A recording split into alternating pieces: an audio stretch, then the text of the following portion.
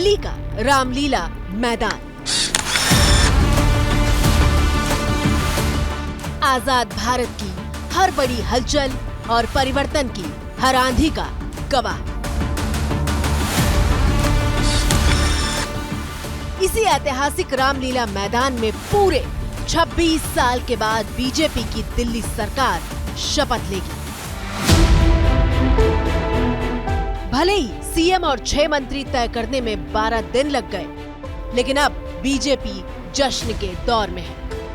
आप सबके आशीर्वाद, सहयोग और समर्थन के लिए दिल की गहराई से आभार व्यक्त करता हूं। सियासी मान्यता है कि रामलीला मैदान में जो भी होता है उसका संदेश बड़ा, बहुत दूर का होता है। 47 से पहले ये मैदान भारतीयों के जमा होकर अंग्रेजी हुकूमत को ललकारने का सबसे बड़ा मंच था।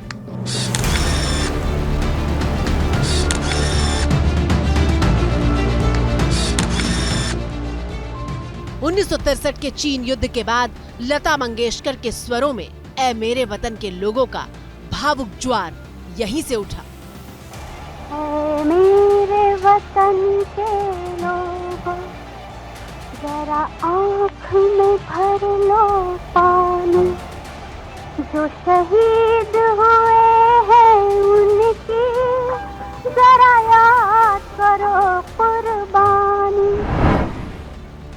65 में पाकिस्तान से युद्ध के बाद शास्त्री जी ने यहीं से जय जवान जय किसान का नारा बुलंद किया।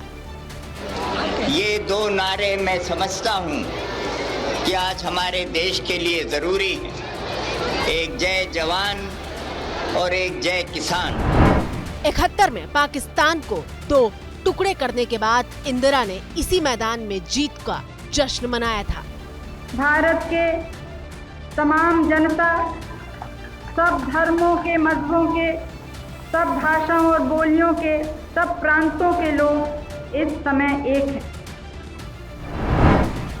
फिर 77 आया तो इमरजेंसी वाली उस ताकतवर इंदिरा को इसी मैदान से बूढ़े जेपी ने ललकारा।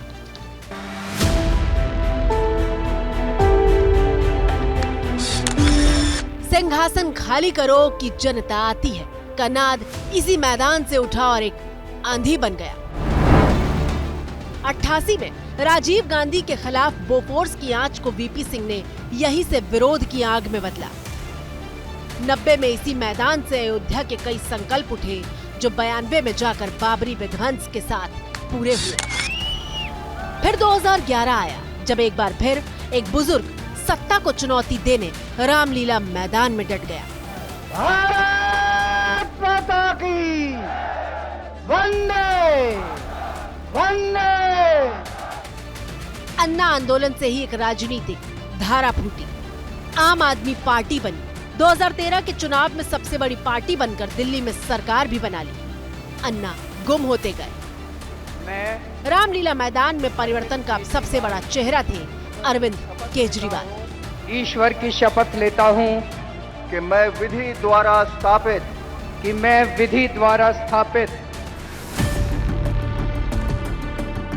49 दिन में कांग्रेस ने बैसाखी हटा ली।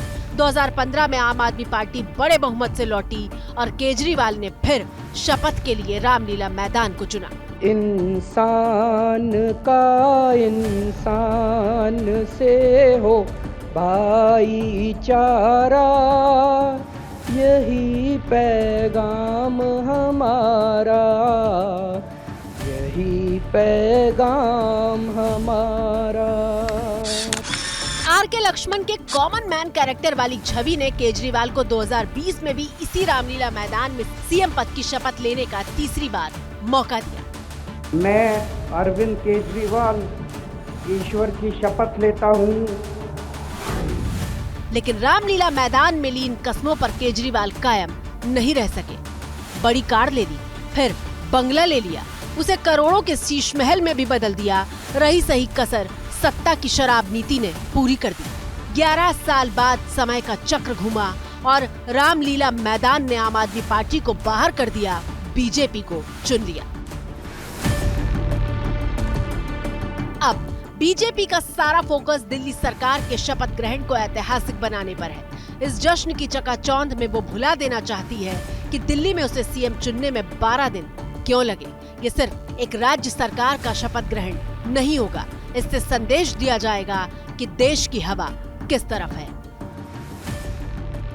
दुनिया बदल रही है और ये भारत के लिए ला रही है इन्फिनिट अवसर, जिसे हम कहते हैं मिनट इन्फिनिट। देखिए और आइए आइडियाज ऑफ इंडिया के मंच पर समझेंगे इसी मिनट इन्फिनिट को 21 और 22 फरवरी abplive.com पर।